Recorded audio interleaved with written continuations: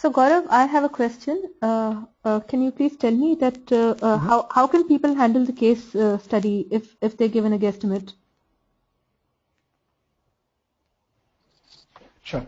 So, so guesstimates would usually be given to people who say that they want to go work for consulting or finance, and those are the prime focus areas. If you doesn't mean that you can't get guesstimates otherwise. All right. So the idea behind a guesstimate is just to figure out how you think, what your approach is. Say you ask, so I ISB interview was asked that you have this green pencil which is made from economical viable material and it's environment friendly. How will you go sell it? All right. And how many pencils do you think you can sell in New Delhi? All right. So how I started was I took up the population of New Delhi. Then I shortlisted. I went say how many schools there might be, school-going students there might be in Delhi. Then I said how many public schools there might be in Delhi. And then I said that these are the schools I'm going to go to and make presentations. And probably 20 out of 100 students will agree, and I gave them a number. In return, I was asked that this is not what I would do. The panel says I would actually go to offices and then market the pencil to the parents and then let the parents tell their kids to use this pencil. So my answer to this to them was a very fair approach. However, my idea was that students might be more convincing. They are the prime targets. They can convince their parents to buy the pencil, hence I did it this way. All right. So the idea here is I still made it right. My answer was not wrong, nor was theirs. The idea is there could be multiple approaches to your guesstimate question. The focus of how you're thinking. How are you narrowing down the problem? How are you trying to answer?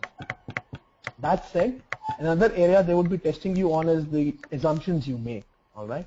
So you can always make some assumptions. Tell them this is the assumption you're making. For instance, you can say that I believe the population of Delhi is 12 million. However, for the sake of this thing, I'm going to use it as 10 million. All right.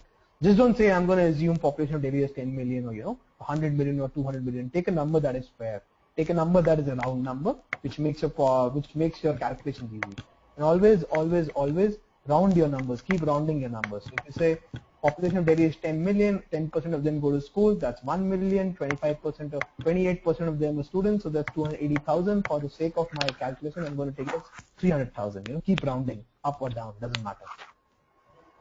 Best way to prepare for case studies, guesstimates is these open-ended questions. How many barbers are there in New Delhi?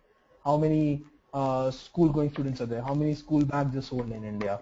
And if you're somebody who's written that I want to go work in e-commerce, then you can probably say how many online orders are made daily in India. So you figure out that that 10% of Indian population shops online, only 10% of them does it every day, and they order once a day, and so you have a fair number in your mind. So these are the areas. This is how you can break down a guesstimate question. This is how you can prepare for it.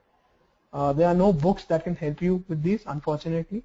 It's just the logic they're looking for. Even if you do not get to the answer, don't be scared. It doesn't matter. The end answer is not what matters. The approach you took is what matters.